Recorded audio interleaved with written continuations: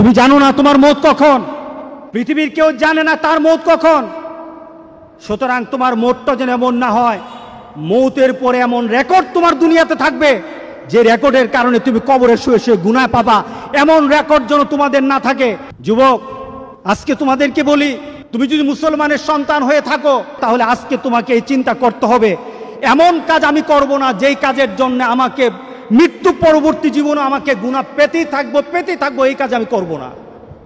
এটা মুসলমান, এটা হলো মুহাম্মদ সাল্লাল্লাহু আলাইহি সাল্লামের কলিজার টুকরা উম্মত। যুবক, তোমার জীবনটা যদি, তোমার চলাটা যদি কুরআন এবং সুন্নাহ অনুযায়ী হয়, আল্লাহর রাসূল আর নেককার বান্দারা যেমন সুন্দর মৌত পেয়েছে, রাসূল সাল্লাল্লাহু আলাইহি সাল্লাম বলেন তোমাদের মৌতটা তত সুন্দর হয়ে যাবে, তোমাদের মৌতটা তেমন সুন্দর হবে। রাসূল সাল্লাল্লাহু আলাইহি সাল্লাম বলতেছেন তুমি দুনিয়াতে যেভাবে চলবা মৌতটাও তেমন।